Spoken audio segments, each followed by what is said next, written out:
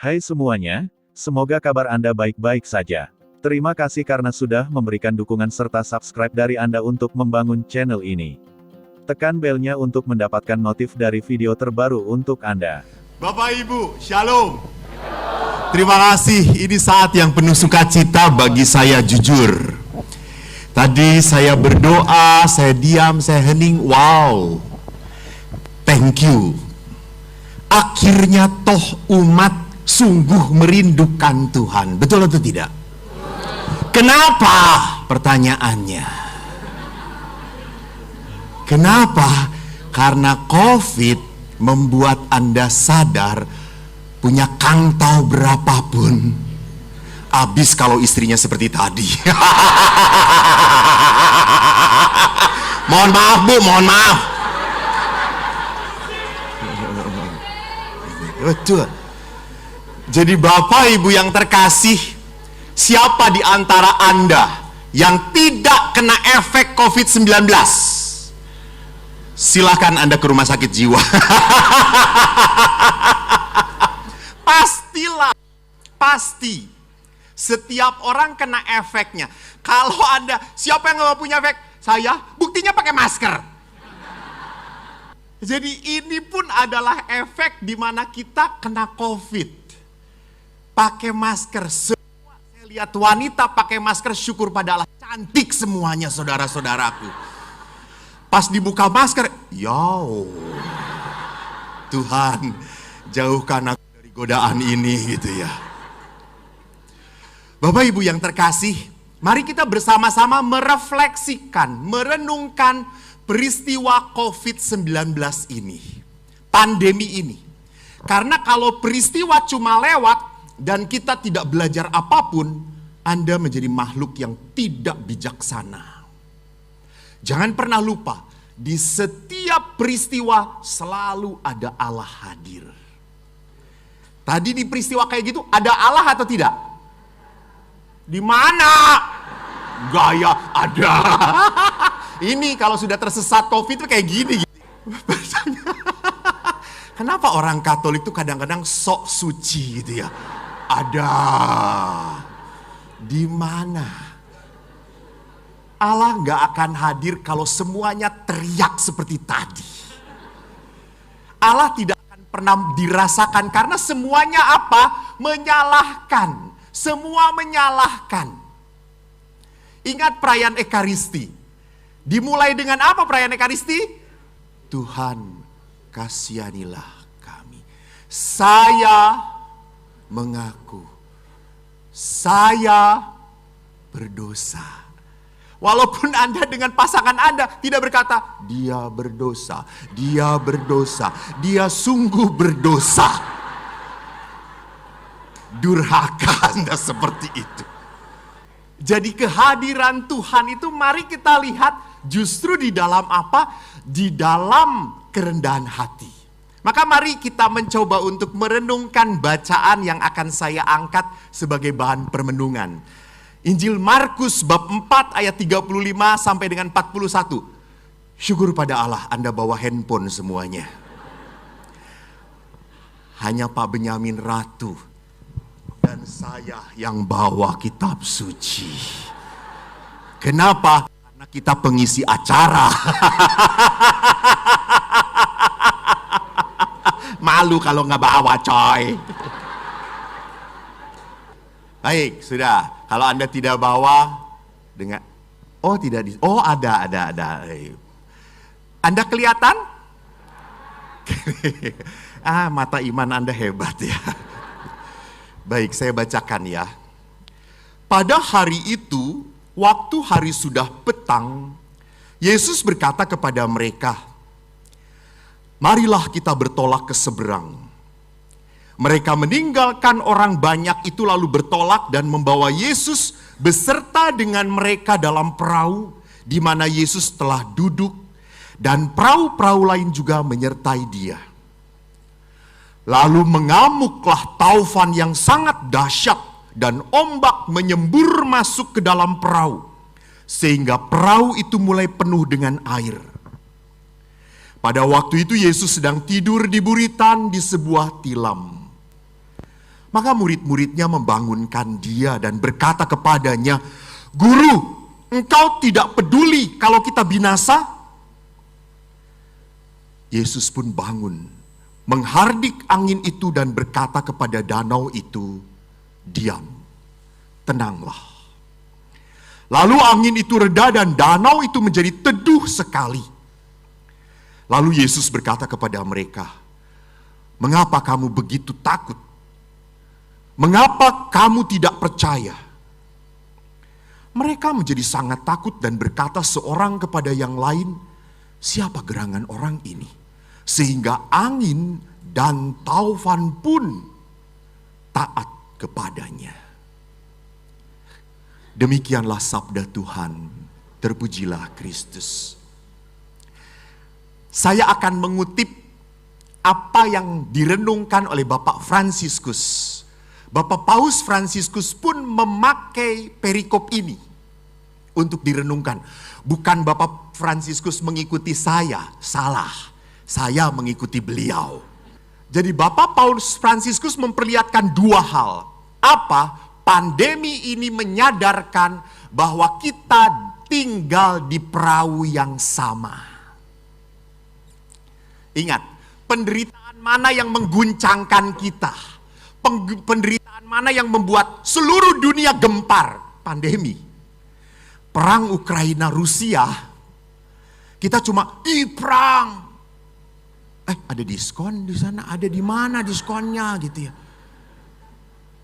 Lihat, walaupun perang terjadi di luar kita, jauh dari kita, mungkin mari kita berdoa sejenak. Paling kita juga, Tuhan tolonglah orang-orang di Ukraina, semoga mereka diselamatkan. Marilah kita berdoa.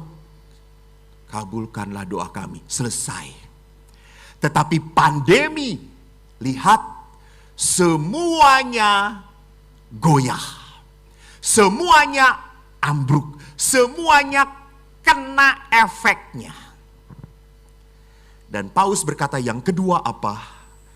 Semua yang Anda punya tidak bisa menjamin Anda terselamatkan dari pandemi. Anda kerja keras, cari apa? Cien, Cien. Meyo Cien. Semua cari uang. Pertanyaannya, apakah Anda bisa terjauh dari pandemi karena uang Anda? Enggak. Pada saat meledak pandemi, Anda ingat Anda punya uang berapapun, rumah sakit tutup, rumah sakit penuh. Betul atau tidak? Bahkan oksigen pun yang setiap hari kita bisa hirup, apa yang terjadi? Harus beli. Harus beli. Begitu tragis. Bapak Paus mengatakan, lihat, pandemi ini membuat kita sadar hidup kita ini rapuh.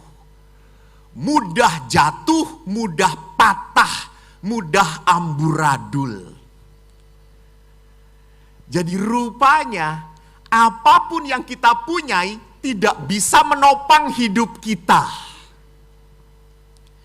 Maka lihat apa yang dikatakan oleh para rasul waktu mereka terombang-ambing. Guru, kita binasa. Lihat, ini kata-kata apa? Kata-kata sudah orang tidak punya harapan lagi. Mereka tidak berkata, guru, ada ombak, perahu kita penuh air. Lalu pasti Yesus akan menjawab, ayo kita keluarkan airnya, gitu ya, itu tuh. Iya kan?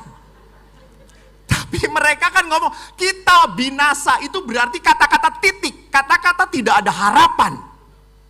Mati kita, selesai sudah. Jadi ini adalah kata-kata yang membuat Yesus terpukul. Dan lebih terpukul lagi pada saat kata-kata pertama, guru, engkau tidak peduli. Wow, Anda tahu, orang yang sudah mengatakan tidak peduli, itu adalah kata-kata orang terluka.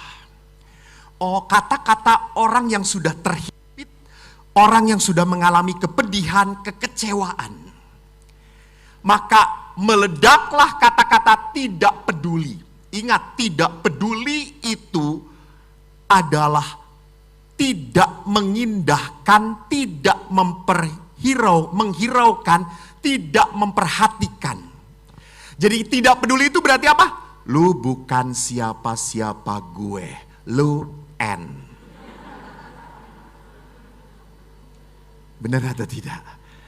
Maka lawan dari cinta adalah apa? Tidak peduli.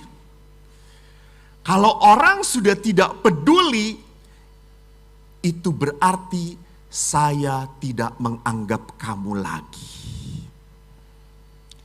Mengapa orang sampai bisa tidak peduli? Padahal orang itu hanya bisa hidup karena cinta, oleh cinta, dan bagi cinta. Orang itu kan hidup karena kasih. Tetapi kenapa sampai akhirnya orang sampai titik ketidakpedulian? Ada dua penyebabnya. Orang tidak peduli karena apa? Dosa. Dan kedua, karena luka. Orang bisa tidak peduli karena dosa. Ya, beberapa minggu yang lalu ada bacaan dari Injil Lukas. Waspadalah terhadap segala. Nah, ini orang Katolik. Sangat rendah hati. Kalau udah masalah kitab suci langsung tenang semuanya. Pura-pura tidak tahu. Jadi Yesus berkata di dalam Injil Lukas, waspadalah terhadap segala ketamakan ini. Tamak itu berarti apa? Orang yang tidak pernah merasa cukup, selalu mencari untuk dirinya sendiri. Itu tamak. Dan kalau sudah tamak, hati-hati. Orang tua, saudara pun tidak dilihat lagi. Maka tidak aneh, banyak sekali perusahaan keluarga yang berantem anak-anaknya. Ribut, masalah warisan. Maka saya selalu ngomong, Bapak Ibu tolong, kasih warisan kepada anak Anda itu jangan materi. Ribut. Warisan yang paling tidak pernah diributkan adalah warisan iman. Jadi kalau sudah orang berbicara tentang mamon, wow, orang bisa gelap mata. Orang bisa menghabisi segala-galanya. Maka Yesus marah, uang kita butuh. Tetapi orang cinta uang, di situ letak manusia mulai dikuasai oleh kejahatan. Dikuasai oleh si iblis. Itu dosa. Yang kedua adalah apa? Luka. Kenapa orang sampai tidak peduli? Karena terluka. Kenapa gue harus ngasih eluh? Gue juga dulu waktu kecil gak pernah dikasih.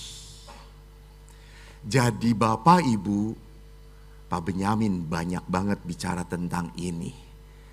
Luka batin kalau tidak diolah akan membuat kita menjadi pribadi yang tidak pernah damai sejahtera. Kita hanya dikejar rasa marah, rasa jengkel, balas-balas. Maka orang terluka itu akan cenderung apa? Melukai, that's right, melukai. Dan biasanya, saya 25 tahun saya di rumah retret. Saya 25 tahun orang-orang pada ngomong, wih Romo, di rumah retret apa nggak bosan? Tidak, saya bahagia. Apalagi kalau retret dengan anak-anak SD. Menarik sekali saudara-saudara. Anak SD itu taat sama romonya. Doa lu. Dan anak SD itu gampang dibuat menangisnya. Gitu ya. Doa malam, matikan semuanya, 2 lilin, setel lagu. Di doa ibuku langsung, wah! Mama, gitu ya. Lalu besoknya kalau udah misa saya tanya, nah kamu kenapa nangis? Saya nangis karena dia nangis saya juga jadi nangis gitu ya. Oh nangis kok solider kata Sehena, kata saya. Ya kan kita nangis berjamaah Romo gitu ya. Jadi saya itu punya teman satu Romo, kalau anak-anaknya belum nangisnya jungkir balik dia nggak akan puas gitu ya. Maka dia bayangkan kalau ibu kamu mati, wah gitu dia senang banget gitu ya. Saya suka nggak tega gitu ya. Karena anak-anak, mama jangan gitu ya. Jadi di dalam rumah retret, kalau saya sudah bertemu dengan anak-anak remaja SMA, apalagi anak SMA, umumnya saya bisa melihat anak mahasiswa ataupun SMA, umumnya orang terluka itu berkumpul dengan orang-orang terluka. Tanpa sadar loh. Kenapa? Karena ngomongnya klop. Betul, nyambung. Misalnya, mama gue nyebelin banget. Iya, apalagi mama gue capek. Itu udah nyambung. Ini teman, langsung kena. Bicaranya pas gitu ya. Sama. Emang kalau sudah dewasa, nggak bisa orang terluka berkumpul dengan orang terluka? Nyambung, bisa. Lihat para istri kalau sudah berkumpul, semuanya cerita litani kelemahan suaminya. Kalau litani kelemahan suami sudah amin, sekarang mari kita bicara litani kelemahan imam kita. Kan para istri pun kalau bicara, aduh suamiku tuh ya, makin tua makin cerewet, bawel, kok sama ya gitu, langsung bicara nyambung. Betul? Bertobatlah.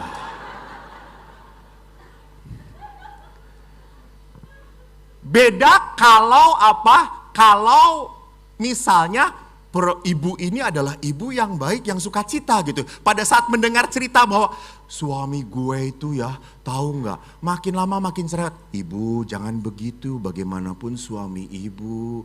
Langsung, nggak akan cerita lagi gue. Betul atau tidak? Ingat, tanpa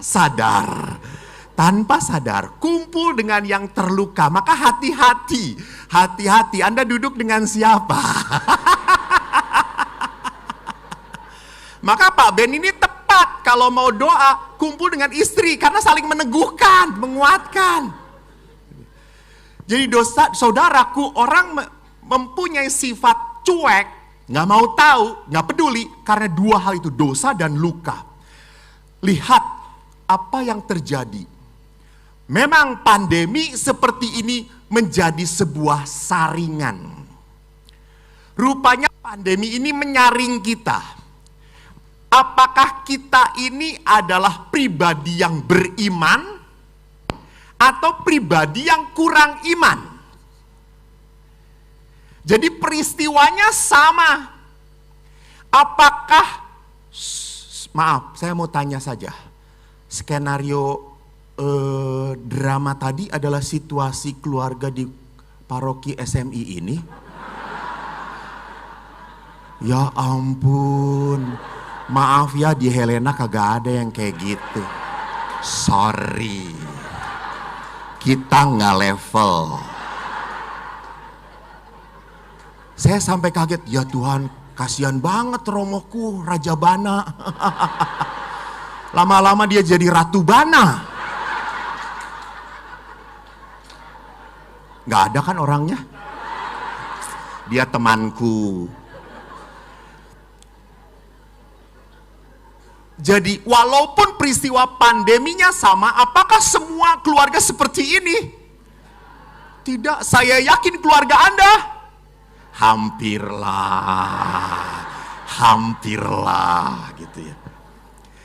Jadi memang peristiwa yang sama belum tentu dihadapi dengan sikap yang sama. Saya ingat sekali Bapak Ibu, sewaktu Musa mau memasuki tanah terjanji. Apa nama tanah terjanji? That's good, tanah Kanaan. Musa masuk tanah terjanji? Tidak. Lalu pada saat di pinggir tanah terjanji, Musa bicara kepada 12 suku Israel. 12 suku anak-anak Yakub. Satu demi satu dikatakan, tolong pemimpin dari setiap suku intai negeri itu. Dilihat bagaimana tanah Kanaan itu. Apakah seperti yang dikatakan oleh Tuhan? 12 suku dari Efraim, Manasye, Benyamin pergi mengintai. Dan setelah mengintai, mereka melaporkan kepada Musa, Harun, dan seluruh orang Israel. Apa kata mereka? Semua pengintai 12-12-nya setuju bahwa tanah Kanaan subur, berlimpah susu dan madu. Tapi yang 10 ini ngomong apa? Tapi kubu mereka itu kuat banget. Dan orang-orang di Kanaan itu orang-orang enak. Orang-orang enak itu adalah orang-orang raksasa besar. Lalu orang Israel langsung ketakutan. Bahkan 10 pengintai tadi pun mengatakan, gak mungkin kota ini kita serang. Tidak mungkin kota ini kita duduki. Kenapa? Karena kota ini begitu kuat. Bahkan mereka memakan penduduknya. Kita ini seperti belalang di depan mata mereka. Edan gak? Anda tahu ini manusia, ini belalang. Tinggal cepret, mati kowe.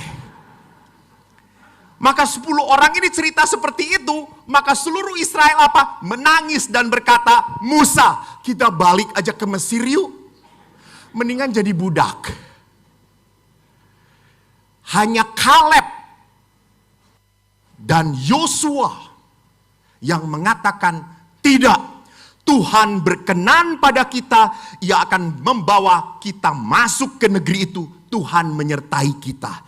Jangan takut kepada mereka. 2 orang. Yang menang mana? Pak Benyamin? 2 orang yang menang. Yang lain boleh berbeda. Yang menang mana? Yang 10. Seluruh bangsa Israel takut mau melempari Kaleb dan Yosua. Maka Tuhan turun tangan dan berkata apa? Tuhan berkata apa? Berapa lama lagi bangsa ini menista aku? Berapa lama lagi mereka tidak mau percaya kepadaku? Sekalipun sudah ada segala tanda mujizat yang kulakukan di tengah-tengah mereka. Maka lihat ada 2 pola. 2 model orang. The man of faith and the man of fear. Manusia-manusia yang beriman dan manusia-manusia yang penuh dengan ketakutan, kegelisahan. Orang-orang yang penuh dengan ketakutan dan kegelisahan adalah orang-orang yang lupa bahwa Tuhan itu sudah memberkati mereka. Dibayangin ya, ini kan tanah Kanaan. Bangsanya cuma kayak gitu doang. Lupa mereka berapa tahun di padang pasir dijaga oleh Tuhan? 40 tahun mereka lupakan. Ini kadang-kadang kita juga seperti itu.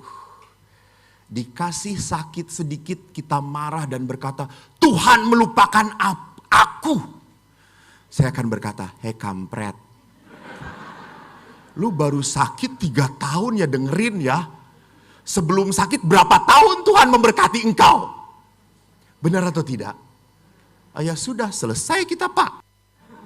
Mereka sudah bertobat. Seringkali seperti itu. Kalau kita punya masalah, kalau kita punya penderitaan, kita melupakan berkat Allah yang sudah kita terima begitu banyaknya. Sehingga apa? Sehingga akhirnya kita tidak percaya pada Tuhan. Karena apa? Karena penderitaan ini. Yang kedua, Orang-orang penuh ketakutan itu adalah orang-orang yang tidak mau bergerak. Mereka sudah mapan. Padahal hidup iman itu harus berkembang. Halo, harus berkembang. Berkembangnya lewat apa? Tuh kan orang Katolik, pinter. Iman itu berkembang bukan karena fasilitas. Justru iman itu berkembang karena penderitaan. Baca di dalam kitab suci. Penyakit, masalah, penderitaan adalah tempatnya Tuhan untuk membuat mujizat. Betul atau tidak? Betul. Jadi sekarang saya tanya, siapa yang tidak punya masalah, tidak punya penderitaan, silahkan meninggalkan tempat ini. Percuma nanti Pak Benyamin berdoa juga. Jadi Bapak Ibu jangan lupa kalau Anda punya masalah, Anda punya penyakit, Anda punya tekanan hidup, jangan takut. Berarti Anda itu kandidat mujizat Tuhan. Lihat, kenapa? Karena memang Tuhan itu hadir untuk menunjukkan pada kita tangan Dia. Dan tangan Tuhan itu hanya bisa ditunjukkan kalau Anda apa? Mengakui. Maka nanti saya perlihatkan bagaimana akhirnya to be a man of faith. Menjadi manusia yang punya iman. Maka Bapak Ibu, lihat. Pandemi ini bukan masa hukuman. Bukan. Pandemi ini adalah saat bagi kita untuk menentukan pilihan. Maka menarik tema hari ini. Apa Pak temanya? Bangkit Pak. Bangkitlah. Dan bersinarlah. Orang lebih PW duduk, betul atau tidak? Ya betul. Saya kalau misa juga kalau udah duduk suka takut dengan umat Katolik ini. Karena tiba-tiba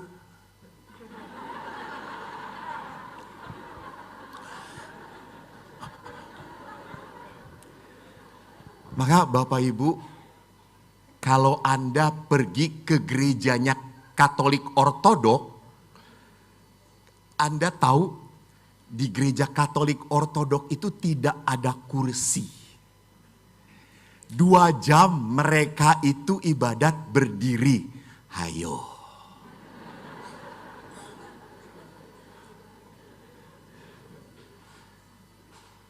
Di gereja Katolik sudah duduknya enak dan tempat yang dicintai oleh umat di mana? Belakang. Pastornya khotbah ini.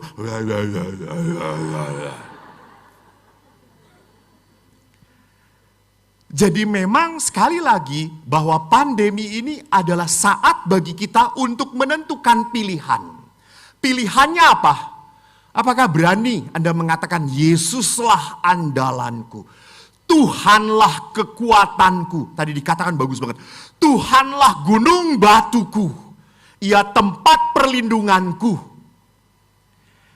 Hanya pertanyaannya, kalau Anda mengandalkan Tuhan, Anda mengimani Tuhan, jangan hanya percaya pada Allah dan pada kuasanya doang.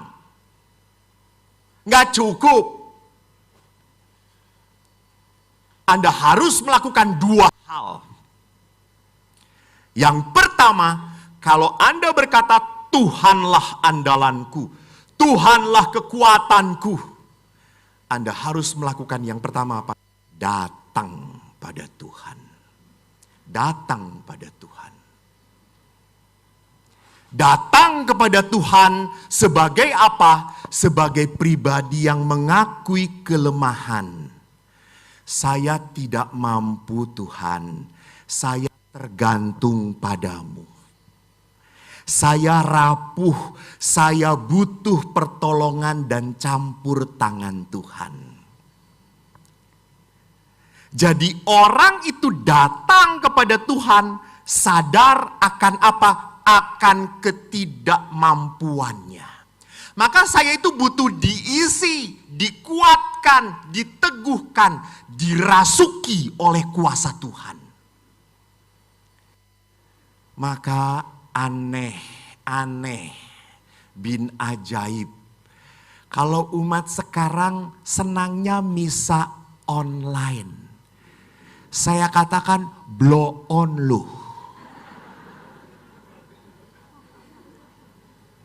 Mengapa blow on? Ekaristi itu Tuhan mau memberi makan. Mau mengisi jiwamu dengan roh tubuhnya. Supaya apa? Supaya kita itu kerasukan Tuhan. Anda pernah lihat nggak orang mabok? Pernah nggak? Oh tadi. Iya saya juga aneh. Aqua aja mabok gitu ya. Susah loh orang gereja SMI ini aneh kok memang gitu ya. Minum aqua mabok gitu ya. Jadi orang mabok itu apa yang terjadi? Dia minum, dia tidak sadar. Minuman itu yang mengatur dia. Sehingga dia bisa bicara banyak. Maka di Flores itu air kata-kata disebutnya ya. Di Medan juga disebutnya air kata-kata. Di Nias pun sama. Karena kalau sudah minum bisa mabok dia. Bisa kata berkhotbah. Saya juga tadi habis minum. Maka ada panitia yang menyebutkan 10, 5 menit, 3 menit lagi gitu. Supaya saya tidak kesurupan.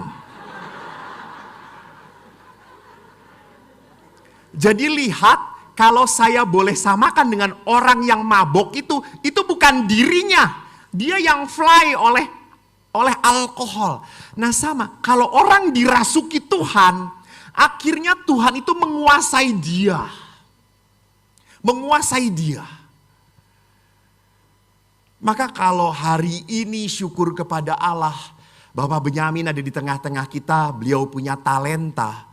Bukan karena beliau yang mampu, karena Allah merasuki dia. Jadi Tuhan yang memampukan, jangan puji Pak Benyaminnya, puji Tuhannya. Eko pun bisa kayak gini. Ketawa Anda menghina deh.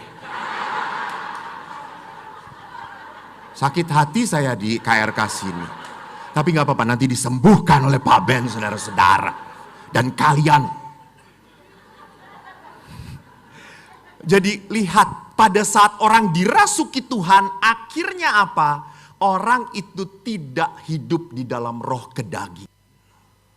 Orang itu selalu memikirkan apa yang berkenan kepada Allah. Maka Bapak Ibu tolonglah. Kalau gereja itu punya apa sakramen yang amat dahsyat sekali, yaitu apa? Ekaristi. Pergilah ke sakramen itu sesering mungkin, biar engkau dirasuki oleh Tuhan. Anda tahu hampir semua santo santa hidupnya karena apa? Ekaristi. Waktu Bapak Paus Yohanes Paulus kedua begitu cepat dijadikan seorang santo, sekretarisnya harus memberi kesaksian. Tolong kesaksian tentang Bapak Yohanes Paulus kedua ini, Bapak Paus Yohanes Paulus, seperti apa beliau. Sekretaris ini mengatakan, kardinal, dia mengatakan Bapak Paus itu kalau sudah menulis surat, membaca buku, banyak waktunya dihabiskan untuk rosario dan adorasi. Lihat, orang yang dirasuki oleh Tuhan. Anda boleh berkata, tapi pastor kan kita harus kerja. Kita kan sibuk. Please, sambil nyupir, ucapkan kata Yesus, Yesus. Jadi Anda bapak-bapak hanya memikirkan istri Anda di rumah. Kalau Anda nyetel dangdutan, oh itu cewek cantik banget bro. Jebret, tabrakan. Mobil gak seberapa di asuransi Anda pulang, dihabisi oleh istri Anda gitu. Jadi bukan berarti kalau kita ini awam, kita ini sibuk, kita tidak punya waktu untuk Tuhan, hanya pas-pasan pagi atau malam doang. Kata siapa? Anda bisa jalan pun sambil menyebutkan Yesus, Yesus, Yesus. Tadi saya berangkat dari Helena, saudara-saudara, mengucapkan kata Yesus, Yesus, Yesus. Orang yang percaya pada Yesus dilancarkan oleh Tuhan, amin. Di depan macet saya kena.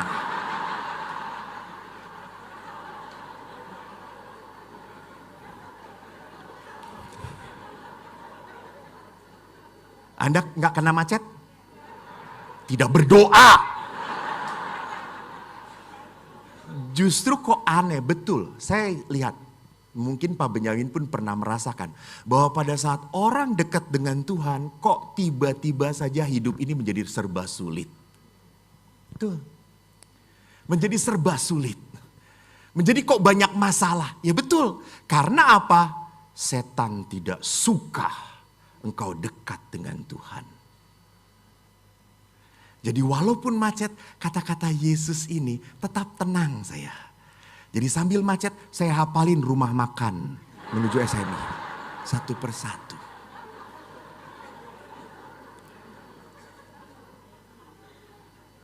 Yang kedua adalah apa?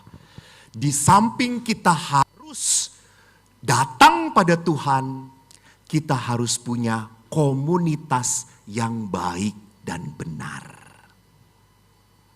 Komunitas yang baik dan benar serta menyelamatkan itu harus komunitas yang punya titik pijaknya sama dan tujuannya sama. Titik pijaknya. Saya tuh ketawa sama orang yang ngasih itu. Nggak saya lihat tuh langsung. Galak banget sih itu yang ngasih menit. Saya pura-pura nggak ngeliat. Bu, langsung aja teriak, 5 menit lagi, gitu ya.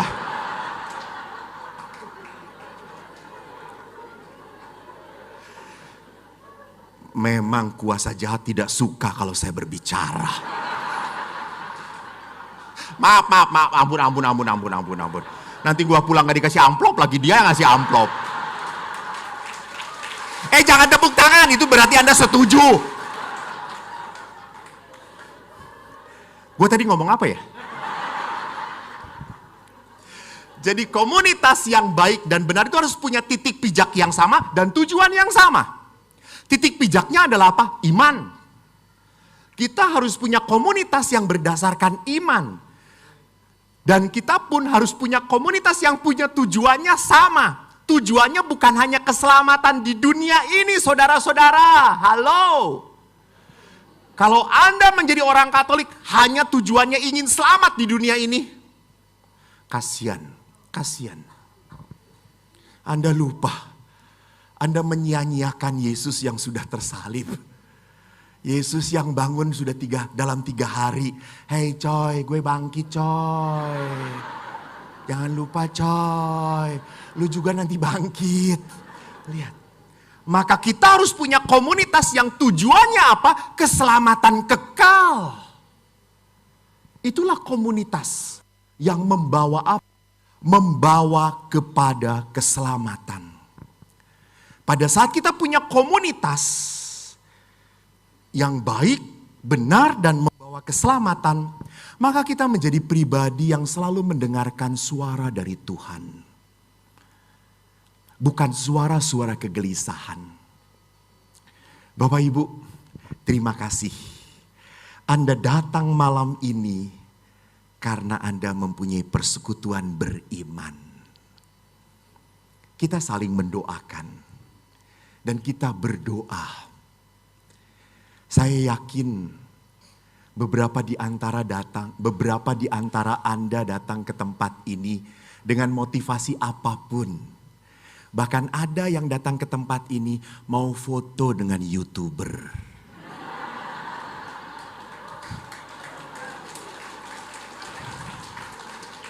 Maka dia datang tadi pagi-pagi. Saya datang, tuh kan lebih baik sekarang. nanti nggak kebagian. Walaupun motivasi Anda seperti itu, Tuhan akan menyentuh Anda.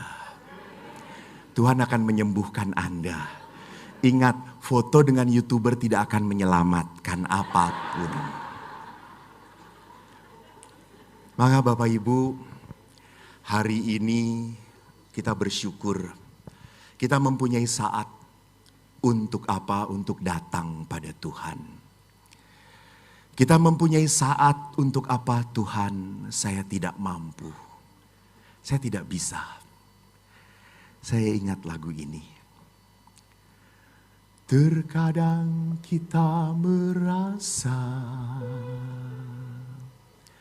tak ada jalan terbuka.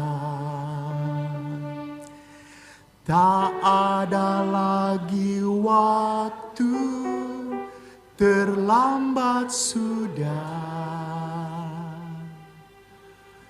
Tuhan tak pernah berdusta. Dia selalu pegang janjinya. Bagi orang percaya, mujizat nyata. Saudara-saudara, saat ini Bapak Benyamin yang sudah hadir di tengah-tengah kita akan menghantar kita dalam doa.